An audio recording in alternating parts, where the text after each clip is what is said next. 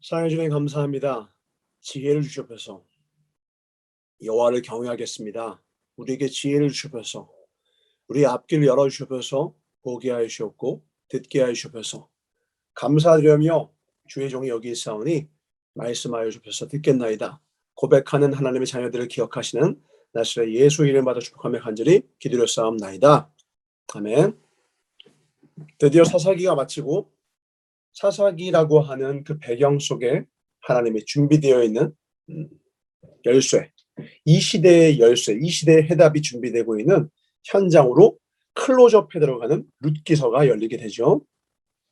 사사기 말미가 어떻게 끝는지 한번 볼까요? 사사기 끝이 이제 21장으로 마무리를 짓습니다. 1절 보니까 이렇게 됩니다.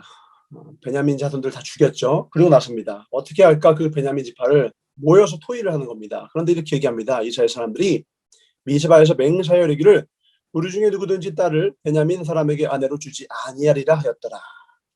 화가 났죠. 베냐민 지파 너무 악했잖아요.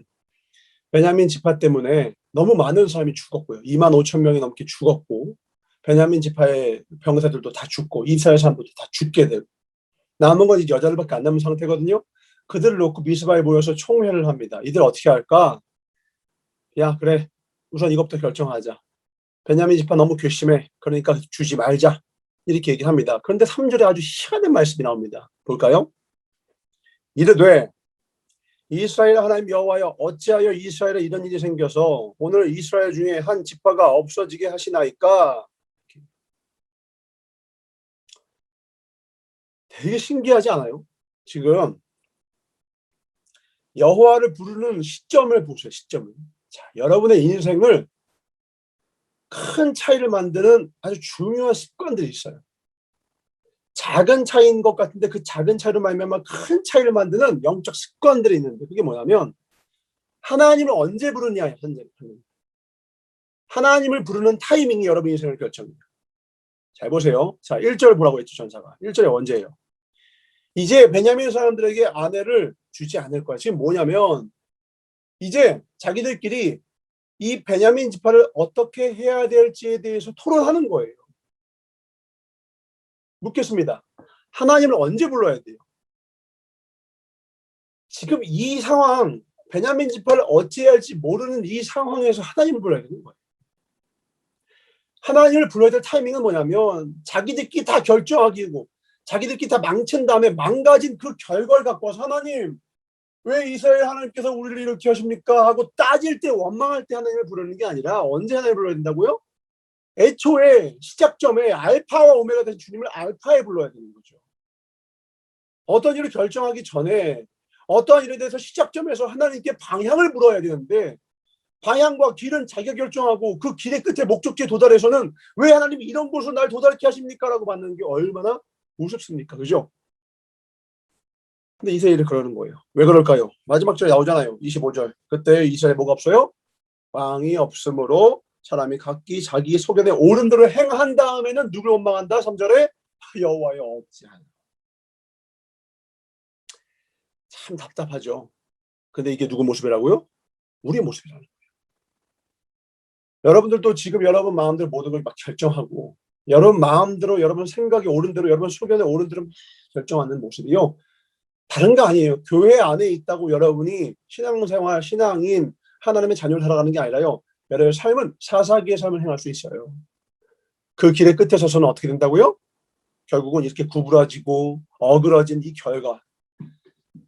결국 이스라엘 족속 가운데 한 지파가 사라지는 것은 외적에 의한, 외침에 의한 결과가 아니었어요. 자기들끼리 싸우고 죽인 결과였어요. 이 방법도 하나님께 물었던 거 아니었죠? 하나님께 붙잡고 누가 먼저 갈까요? 이미 답정너였어요. 그 왕이 없단 말이에요. 하나님께 묻지 않아요. 하나님께 묻는 타이밍이 달라요. 먼저 하나님께 여쭤봐야죠. 내가 보기에 옳은 대로. 우리 이것은 어디에도 나오는 거예요? 선악과를 따먹었다 아담과 하와도 똑같았죠. 선악과를 따먹었을 때 어떻게 했어요? 왜 따먹었어요? 이유는 하나예요. 묻지 않았어요. 물을 필요도 없었죠. 어떻게 보면. 왜? 먹지 말라고 했던 그거니까. 근데 왜 먹었어요? 이미 하나님께 들은 바가 있는데도 불구하고 알려주신 바가 있는데도 불구하고 보기에 탐스럽잖아요. 보기에 탐스러워 보였어요.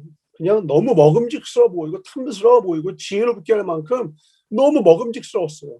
뭐로 볼 때? 내 눈으로 보기. 자기 소견에 오른 대로 행합니다. 멸망의 폭으로 인도를 하죠. 오늘 룻기서도 다르지 않아요. 룻기서 넘어가 볼까요? 1절입니다. 사사들이 치리하던 때에 그 땅에 흉년이 드니라. 유다 베들레헴의 한 사람이 그의 아내와 두 아들 데리고 모압 지방에 가서 거류하는데 그 사람의 이름은 엘리멜렉이래. 엘리멜렉의 뜻이 뭐예요? 나의 아버지만이 왕이시다라는 뜻이에요. 자, 방금 사사기가 어떻게 끝났다고요? 왕이 없음으로 자기 소견에 오른 대로 행했어요. 근데 엘리멜렉이란 이 이름이 뭐라고요? 나의 아버지만이 왕이시다예요. 최고의 신앙적인 이름이에요. 가장 신앙적인 고백의 이름이에요. 그런데 1절 뭐라고요? 그 땅에 흉년이 되니까 어디로 가요? 모압 지방에 가서 거류해요. 이게 룻기서의 시작부예요. 도입이에요. 어떻게 문을 하냐면 이름은 엘리멜렉인데 자기 삶에 고난이 왔어요. 흉년이 왔다고요. 근데 하나님께 묻지 않아요. 아버지가 왕인데 아버지가 없는 거예요, 지금. 이게 지금 뭐냐면 왜? 1절 어떤 상태니까? 사사들이 치리하던 때. 그러니까 이 사사기가 배경이란 말이에요.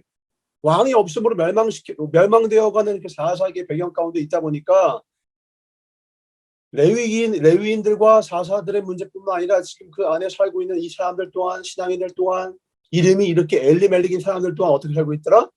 이름은 왕이, 나의 아버지만이 왕이시다라고 하는데 고난이 오고 어려움이 오니까 하나님을 찾지 않아요. 지금 어느 땅에 있어요? 그 땅이 어떤 땅이에요? 그 유명한 가나안 땅이에요. 하나님이 가나안 땅에 들어갈 때 어떤 땅이라고 약속하셨죠? 젖과 꿀이 흐르는 땅이라고 했다고. 젖과 꿀이 흐르는 땅에 뭐가 왔어요? 흉년이 왔어요. 왜 이렇게 됐을까요? 하나님을 떠났잖아요, 지금. 하나님은 어떤 식으로 떠났죠? 거슬러 갑시다. 뿌리로 갑시다. 쭈루루루 거슬러 봅시다. 요한계시록에 네가 어디서 떨어졌는지를 생각해보라 하신 것처럼 돌아갑시다. 맨 처음 어디서 시작됐는지 기억나요? 가장 먼저 가나안 땅에 도착하자마자 뭘 하라고 했어요? 여호수아서 정복 전쟁을 펼쳤죠. 그때 이 지파 저 지파들이 특별히 에브라임 지파들이 내가 유다 지파도 마찬가지였어요. 내가 그 땅을 죽일 수 있었어요. 다 멸족시킬 수 있었어요. 가나안 안에 있는 남아있는 모든 사람들을 다 가나안 사람들을 다 멸절시킬 수 있었어요. 그런데 어떻게 했죠? 다 죽이지 않아요. 다 정복하지 않아요.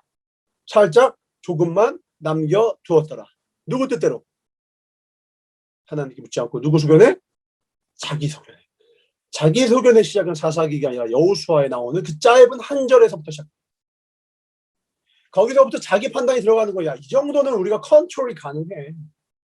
이 정도 죄악은 컨트롤이 가능해. 여러분도 생각하시죠? 이 정도 내 인생의 죄악은 언제든지 내가 떠날 수 있어.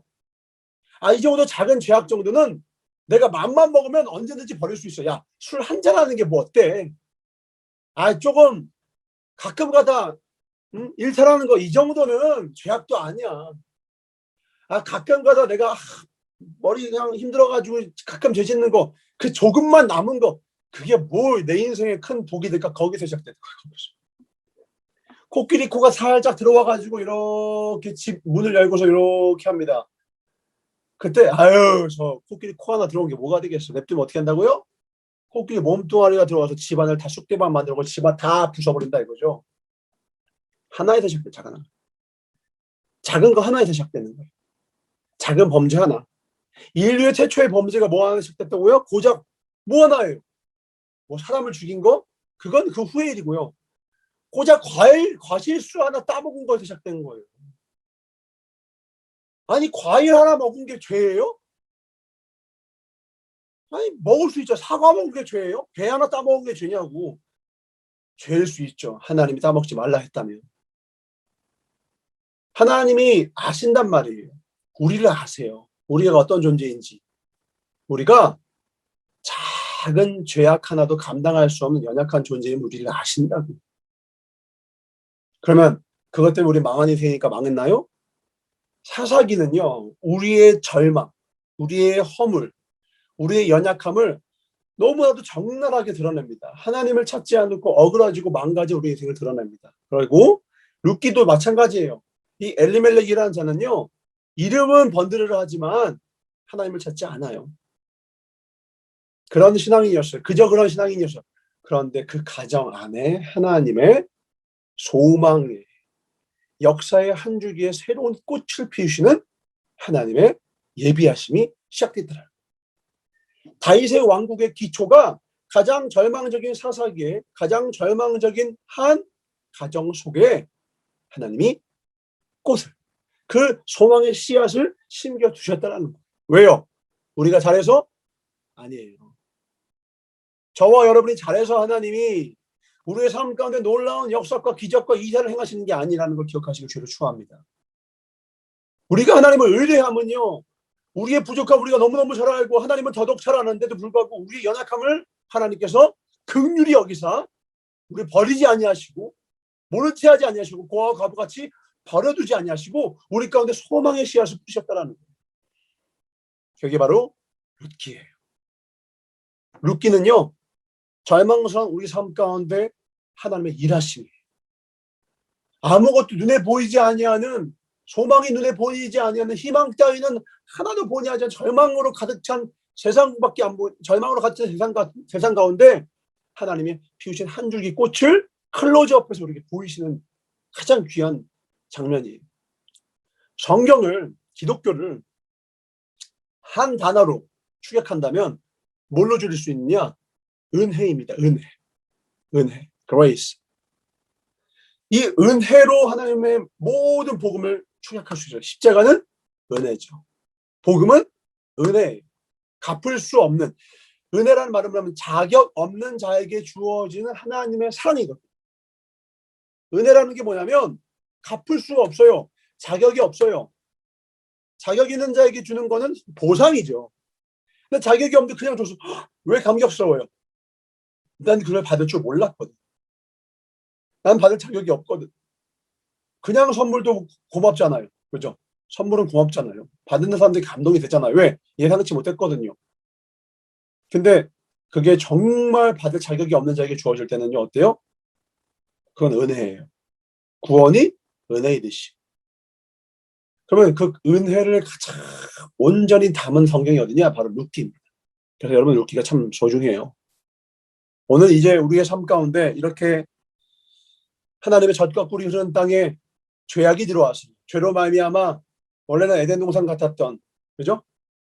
그 에덴 동산 같았던 이 가나안 땅이 흉년이 찾아들고 하나님의 말씀을 떠나 유리방황하는 한 가정에 하나님의 소망이 그들에게 들어가는 장면입니다. 그러나 그 과정이 쉽지 않죠. 남편이 죽고 아들들이 죽고 시어머니와 두 며느리만 남는 이런 가장 고통스러운 상태. 그러나 이것이 이 사사기 마지막에 있는 여호와여 어찌하여 베냐민 지파가 우리 가운데 사라지게 하셨나이까라고 원망할 수 없는 것은, 또 어찌하여 엘리멜렉이 죽고 그 아들도 갔습니까? 라고 할 수가 없는 것은 시작이 어디서부터라고요? 왕이 없어서. 왕이. 이름은 내 아버지만이 왕이다라고 하는데 아버지가 없고, 그러니까 진짜 아버지가 없게 되죠.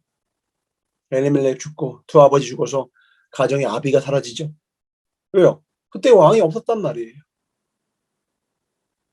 왕이 없지만 왕으로 섬기려고 하는 중심을 가진 시어머니 나오미를 통하여서 이 가정을 다시 회복시키십니다.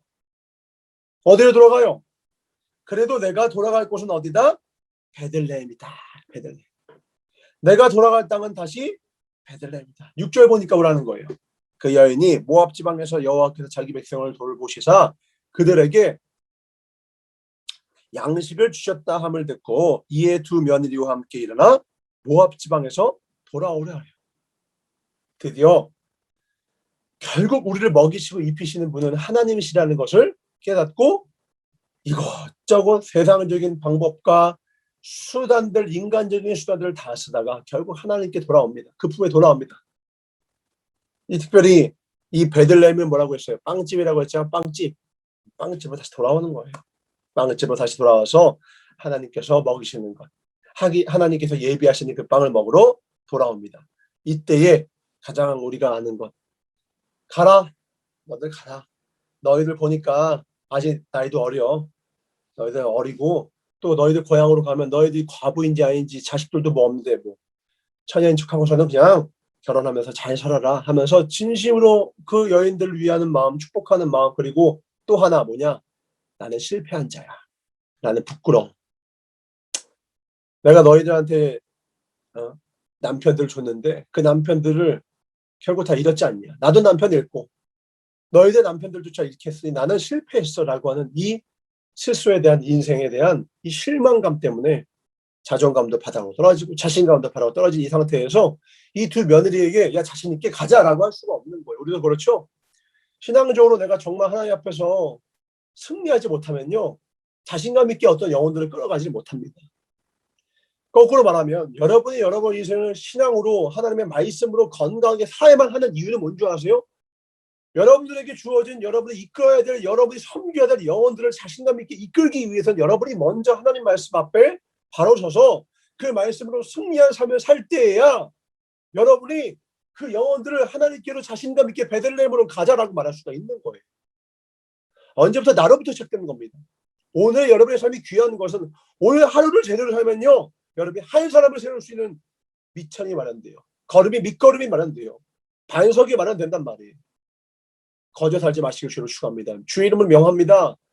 여러분 주의 말씀 앞에 그 말씀에 온전히 사시길 주로 축원합니다. 그래야 여러분 이 영혼들을 바로 세울 수 있는 거예요. 다행인 것은 두 여인 가운데 한 여인이 그래도 모압에서 그래도 이곳저곳 떠돌면서 나오미를 통해서 배웠던 그 하나님의 음성, 하나님에 대한 말씀, 복음, 그 구약에 있었던 그 하나님에 대한 음성을 들었던 이 룻은 그걸 기억하고서 나오미의 하나님이 나의 하나님이 될 것입니다 하는 그 신앙 고백을 통해서 나는 끝까지 하나님을 따라가겠습니다는 선택을 합니다. 자, 오늘도 서두에 계속 얘기했어요.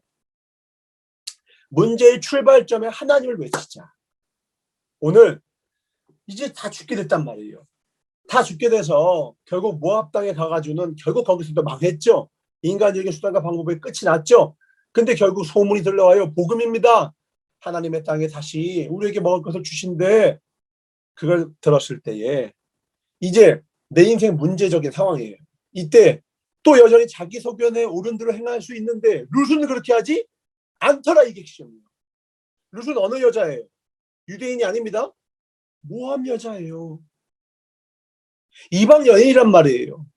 근데 이방 여인이 오히려 어떻게 한다? 하나님의 말씀, 하나님을 먼저 외치는 타이밍이 이스라엘 사람들과 다르다는 거예요. 이게 룻의 핵심입니다. 마지막 21장에는요. 자기들끼리 야 베냐민 집한테 딸 주지 마 해서 한 집안 다 멸족시켜놓고 다 죽여놓고서는 하나님 원망하더니만 원망할 때만 하나님 찾더만 결국에 와서 망한 다음에 찾더만 지금 룻은 어때요? 시작부터 하나님을 찾아요. 가장 자기 인생의 젊은 날 하나님을 먼저 찾아요. 지혜죠. 전도서 8장에 보니까 청년의 때요. 너의 인생의 허무한 날이 다 오기 전에 여호와 하나님 창조주 하나님을 기억하라. 그게 룻이에요. 너의 인생에 아무런 낙이 없다고 하는 낙이 이르기 전에 인생 망했어. 불순종하다가 인생 다 고꾸라졌어 하는 그 날에 이르기 전에 여호와 하나님 창조자를 기억하라. 그게 룻이에요. 모압 여자 룻이에요. 자그마치 예수의 족보에 오르는 영광을 받게 되는 이 딸입니다. 저와 여러분도 하나님 나라의 족보에 오르는 우리 복된 복을 얻으시길 주를 축원합니다. 아멘. 그게 출발점이 뭐라고요? 하나님의 이름을 외치는 타이밍이 다르더라. 바로 뭐예요? 오늘도 봅시다. 하루의 출발선에서 알파의 시간에 여러분이 지금 하나님을 찾죠. 이게 룻이에요. 이게 룻이라고. 여러분이 언제 어딜 가든지 어디 놀러 가도 어디 휴가를 가고 이따금씩 우리가 어떤 날에는 쉬기도 하잖아요. 월요일 날 쉬기도 하고 주말에도 쉬기도 하죠. 그 날조차 여러분이 일어나자마자 하나님의 말씀을 먼저 내 방향타여 내 나침판이요 내 인생의 선장 되신 하나님을 먼저 찾는다면 여러분 룻이 되는 거예요. 이 아침 전사와 함께 이 말씀을 붙잡고서 하나님을 향하여 방향타를 딱 잡는 것을 여러분 훈련으로 생각하셔야 돼요. 그리고 여러분 혼자 있을 때조차 전사와 함께하지 않는 날조차도 여러분 하나님과 함께 이 알파의 시간은 여호와 이름을 외치는 시간으로 만드시길 주를 축원합니다. 그걸 결정 지어 놓으세요. 그게 복 있는 삶의 특징이에요. 주 이하로 하나님의 말씀. 요즘 보니까 전사가 아주 기뻐요. 어떠한 자매가 전사 와서 얘기를 해요. 전사 이제 아예 전 습관이 됐습니다. 주 이하로 하나님의 말씀을 묵상합니다. 전 아주 습관이 됐습니다. 저는 3일절 하고 있습니다. 구약성경 3장 읽고 신약성경 1장 읽는데 너무 좋습니다. 제가 얼마나 연약한지 알아서 이거 하는데 너무너무 좋습니다. 얘기를 해요. 제가 너무 연약한 걸 알아서 이거 안 하면 전 큰일 나요. 그게 복이에요. 큰일 나죠. 사살이 돼요. 그 자매가 약해서 큰일 나는 게 아니라 모든 인간이 똑같아요. 사사기 봤잖아요. 그 잘났던 여호수아서에서 승승장구하고 다 전승하고 베스킬라비스 31, 31번, 32번 전쟁에서 다 임전부터 한 번 아이성 전투에서 패배하고는 나머지 전쟁은 다 이겼던 그 가나안 족속들 몇 족속들 5족속 빼놓고 다 멸족시켰던 거대한 거인 족속도 다 멸족시켰던 이스라엘들이요. 이렇게 찌질한 인생이 될 줄 누가 알았어요. 출발선이 뭐예요? 하나님께 묻지 아니하고 조금씩 죄악을 남겨놓고 하나님께 불순종했던 그 잔여물들이 남아서 그 죄의 잔여물들이 남아서 그 작은 죄가 스물스물 그 인생을 마치 청산가리 1g이 떨어져서 우리 인생을 마비시키듯이 그 죄악 1g이 1g이 우리 인생이 떨어져서 그 인생을 하나님의 말씀을 듣지 못하는 인생을 마비시켜서 결국은 종국에 있어서는 타국에게 외침을 당하고 마지막에 스스로 싸우다 멸망당하는 사사기의 가장 비참한 모습으로 성경 66권 중 가장 비참한 성경으로 기록되는 것, 하나님을 떠난 하나님의 말씀에 불순종했던 남겨둔 그 죄악들, 이방 문화. 우리 전사가 깜깜하고 말하지 않았던 것도 그거예요. 레위지파 그 첩을 12부분으로 나눠서 나왔던 거, 그것도요 이방 문화예요. 가나안 문화예요. 보복과 복수를 말할 때 가나안에서 경고할 때 보내는 방식이 뭐냐면 시체를 썰어가지고 보내는 방법이거든요. 그러니까 자기도 모르게 레위지파 사람들조차 그 이방 문화가 자기에게 스며들어 있더라는 것이죠. 오늘 말씀의 결론은 그와 같습니다. 아주 간단해요. 하나님을 외치는 타이밍을 점검하라. 내가 주님을 찾는 타이밍을 점검하라. 내가 하나님의 음성을 듣는 타이밍을 점검하라. 다 망한 다음에 하나님 어떻게 할 거 말고요. 시작부터 하나님을 찾으시길 주를 축원합니다. 그 지혜가 여러분을 임하는 2021년도, 그것이 완전히 여러분의 인생의 완전한 표대가 되고 중심과 기준이 되는 최고의 건강하고 비틀이 세워지는 건국절과 같은 건국연도가 되는 복된 한 해가 되길 주를 축원합니다. 하나님께 먼저 드리는 삶, 하나님께 먼저 드리는 삶, 먼저 그의 나라 의를 구하는 삶. 연약하고 부족한 것 같지만 거기 절망 중에 소망의 꽃이 피우더라는 거예요. 그 씨앗이 들어갔더라는 거죠. 여러분 두고 보세요. 무서운 거예요. 사람이 두고 보세요 하는 건 하나도 안 무섭잖아요. 솔직히죠. 하나님이 두고 보라는 건요 진짜 무서워요. 하나님 진짜 보고 있거든요. 하나님 진짜 본단 말이에요. 여러분 인생을 낱낱이 보고 계세요. 너가 나를 언제 찾는지를 보신다고요. 너무나도 힘들고 어려울 때도 나를 찾았는가? 그 시작 전부터 나를 찾았는가? 아니면 중간지대인가? 아니면 마지막 끝인가? 회색지대인가? 알파 오메가인가? 오늘 우리에게 묻습니다. 나는 너의 알파 오메가니? 나는 너의 인생의 시작과 끝이 되었니? 내가 이 땅에 열고 이 땅을 닫을 것인데 어디 너는 나에게 나도 너의 세계의 알파 오메가가 되었니? 물으시는 거예요. 오늘 우리의 삶의 시작과 끝이 오직 하나님의 말씀이 되길 축원합니다. 최고의 복이라는 거예요. 내 힘으로 모든 쫓는 그 인간적인 수단과 방법은 방책은 다 결국은 방황일 뿐입니다. 방랑일 뿐입니다. 표류일 뿐입니다. 표대를 향하여 갑시다. 아멘.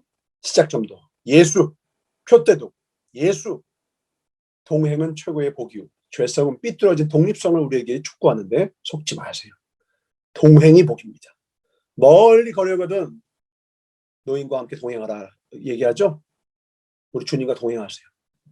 천국 가시려면 주님과 동행하셔야 돼요. 오늘도 주님과 동행. 물어보는 하나님, 제 삶의 기쁨이면 이거 기쁨 됩니까? 이거 기쁨 됩니까? 하나하나 물어보시고 주님과 동행해서 2021년도는 하나님과 최고의 여행이었어.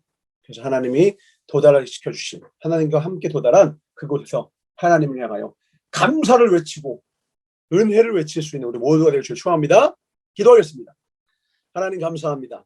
진심으로 감사하는 것은 우리를 가장 선한 길로 인도하시는 분이 주님이신 것입니다. 주님께서는 다 주시려 하는데 우리가 어리석어서 제가 알아서 할게요. 제 마음대로 할게요 하다 삶을 그르치게 됩니다. 한 민족이 어려움을 겪게 되고 한 가정이 어려움을 겪게 되는 것은 주님을 떠났기 때문입니다. 문제의 현장에서 주님을 외치고 주님과 함께 다시 시작하는 우리 인생이 되게 하여 주옵소서. 다 그르친 후에야 주님을 찾는 것이 아니라 처음부터 끝까지 주님과 동행하는 삶이 되게 하여 주옵소서. 죄성은 우리를 주님부터 떨어뜨리게 합니다. 마귀는 하나님과 우리 사이를 이간질합니다. 속지 않게 하사 모든 상황, 모든 사람을 통하여 오직 주님을 발견케 하여 주셨고 주님을 만나게 하여 주셨고 주님과 하나 되는 복된 2021년도 되게 하여 주시옵소서. 오직 영광 주님께 돌려하며 가장 선한 길로 우리를 인도하고 계시는 나스 예수 이름 받아 축복하며 간절히 기도했사옵나이다. 아멘. 오늘도 주님과 성님 동행합시다. 감사합니다. 사랑하고 축복합니다. 화이팅!